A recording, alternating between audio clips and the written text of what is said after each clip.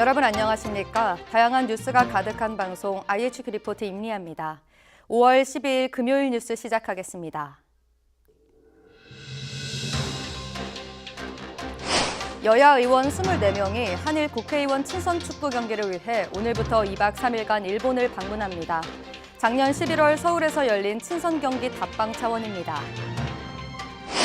한동훈 법무장관이 자신을 퇴출 1순위 공직자로 지목한 참여연대와 연일 설전을 이어가고 있습니다. 사건은 윤석열 정부 출범 1주년을 맞아 참여연대가 발표한 투표 결과로 시작됐습니다. 장마철을 앞두고 서울시가 대책 마련에 나섰습니다. 이달 22만 반지하 가구에 대해 4단계 조사를 마무리하고 6월 말까지 침수 우려가 있는 곳에 침수 방지 시설을 설치하겠다는 방침입니다. 전기요금 인상 결정이 다음 주 이후로 또 미뤄졌습니다. 사상 최악의 적자난에 허덕이는 한국전력은 오늘 자구책을 발표했습니다. 또 정승일 한전사장도 이날 사의를 표명했습니다. 한국개발연구원이 올해 우리나라 경제성장률 전망치를 1.5%로 내렸습니다. 석 달 만에 또다시 하향 조정한 건데 가장 큰 이유는 최대 수출 품목인 반도체 중심의 수출 부진입니다.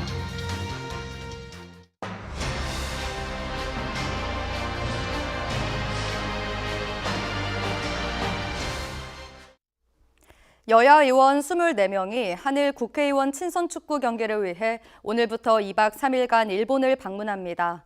작년 11월 서울에서 열린 친선 경기 답방 차원입니다.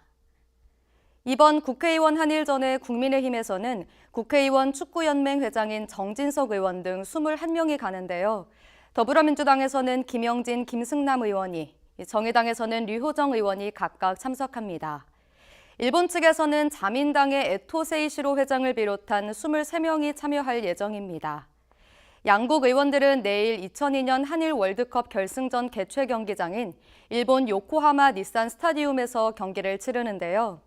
작년 친선 경기에선 한국이 5대3으로 이겼는데 정진석 의원은 자신의 페이스북에 일본 의원팀이 복수의 칼을 갈고 있다는 후문이라며 한일전 패배는 있을 수 없다. 꼭 이기고 돌아오겠다고 밝혔습니다.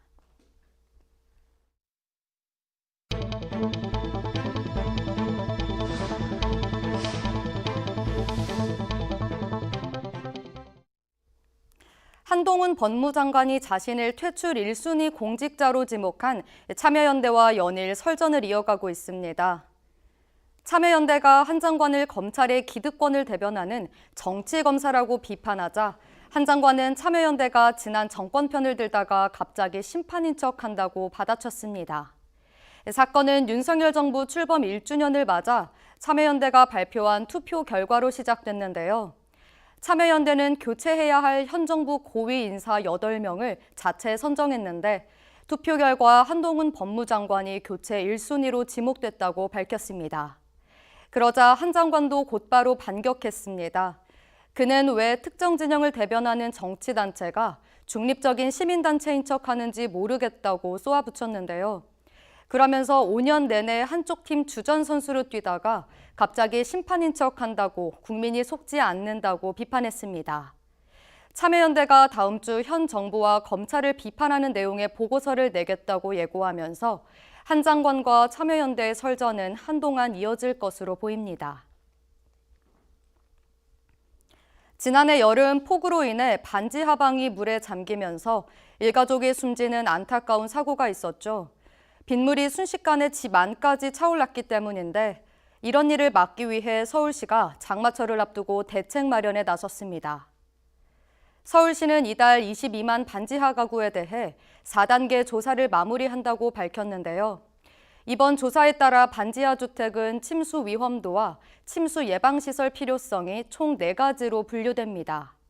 조사가 완료된 후에는 6월 말까지 침수 우려가 있는 곳에 침수 방지 시설을 설치합니다.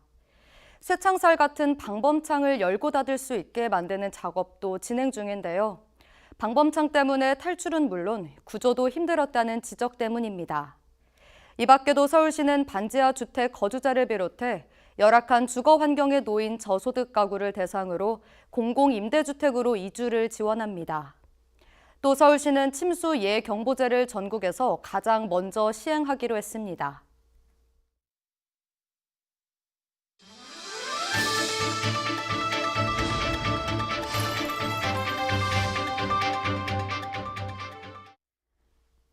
전기요금 인상 결정이 다음 주 이후로 또 미뤄졌습니다.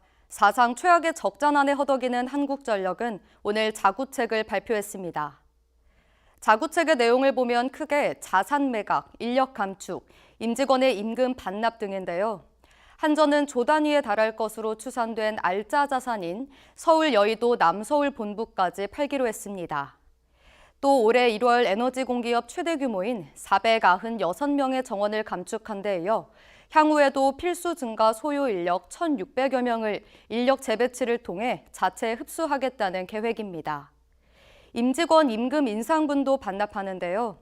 기존 1직급 이상 간부들에게만 적용해온 임금 인상분 반납도 2, 3직급 직원들에게까지 확대하기로 했습니다.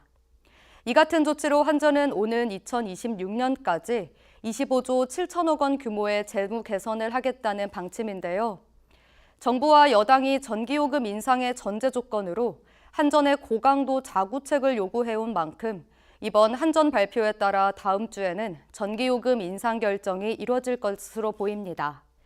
한편 이날 정승일 한전 사장이 사퇴 의사를 밝혔습니다. 여권에서 공식적으로 사퇴 요구가 나온 지 보름여 만입니다.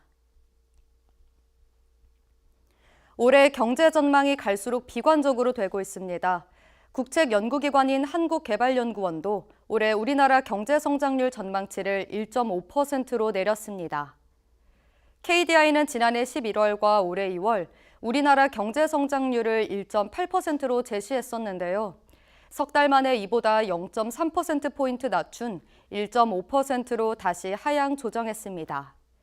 가장 큰 이유는 최대 수출 품목인 반도체 중심의 수출 부진인데요. 글로벌 교역량이 감소하고 반도체 경기가 얼어붙으면서 경제 전반에 악영향을 미치고 있다는 분석입니다. 다만 KDI는 상반기에 제조업을 중심으로 크게 둔화된 경제가 하반기 이후에는 부진이 다소 완화될 것으로 예상했습니다. 오는 25일에는 한국은행이 새해 경제 전망을 내놓는데요. 1.6%를 제시했던 한국은행도 조만간 낮출 것으로 보입니다. KDI는 우리 경제가 상대적으로 변동성이 높은 메모리 반도체에 치중돼 있어 경기 하락에 더욱 취약하다고 분석했는데요. 결국 한국 경제는 지금 반도체 경기와 중국 경제의 회복 속도, 이 두 가지에 달려 있는 셈입니다.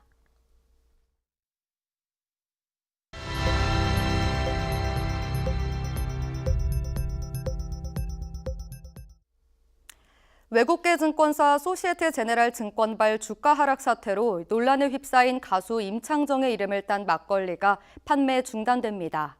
소주에 이어 막걸리도 퇴출 수순에 들어간 겁니다.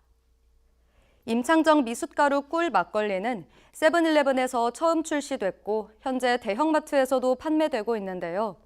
롯데마트와 세븐일레븐은 해당 막걸리의 보유 재고를 모두 소진하면 판매를 완전히 종료할 계획이라고 밝혔습니다.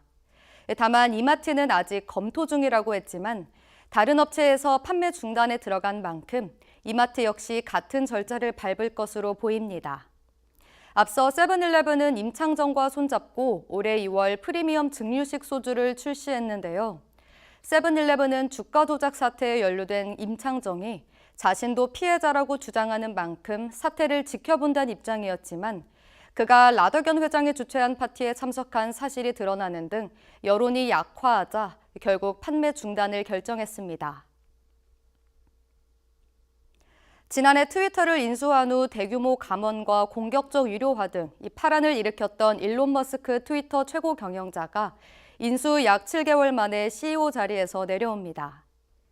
머스크는 현지 시간 11일 자신의 트위터에서 트위터의 새 CEO를 고용하게 된 것을 알리게 되어 흥분된다며 그녀는 약 6주 후에 일을 시작할 것이라고 표현해 여성임을 시사했습니다.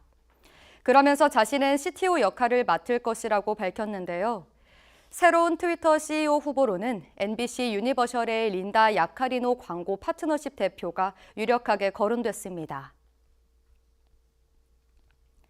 구글의 첫 접는 폰 픽셀 폴드가 베일을 벗었습니다.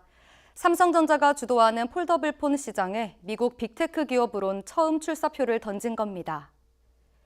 구글은 현지 시간 10일 구글 연례 개발자 회의에서 픽셀 폴드를 공개했는데요. 픽셀 폴드의 화면은 펼치면 7.6인치로 이 갤럭시 Z 폴드 4와 같습니다. 두께는 시중 제품 중 가장 얇다고 하는데요. 접었을 때 바깥 화면은 5.8인치로 보통의 스마트폰과 유사합니다. 구글은 카메라 기능을 강조했습니다. 픽셀 폴드는 외부 후면에 4,800만 화소 기본 카메라와 1,080만 화소 초광각 카메라, 5배 줌 망원 카메라를 탑재했는데요. 화면을 확인하며 후면 카메라로 셀프 촬영할 수 있다는 점도 강점으로 꼽힙니다. 구글의 참전으로 전 세계 폴더블폰 시장 경쟁은 더욱 치열해질 전망인데요.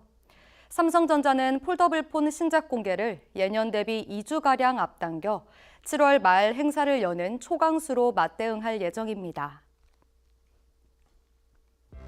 이어서 날씨입니다. 내일은 전국이 흐리면서 곳곳에 소나기 또는 약한 빗방울이 떨어지는 곳이 있겠습니다. 한낮 기온은 25도까지 오르며 초여름 날씨가 이어질 전망입니다. 오전 기온은 춘천 10도, 서울과 대전 13도, 강릉과 제주가 15도로 예상됩니다. 오늘 준비된 뉴스는 여기까지입니다. 금요일 IHQ 리포트 마칩니다. 저희는 다음 주 월요일 저녁 5시에 다시 찾아뵙겠습니다. 시청해주신 여러분 고맙습니다.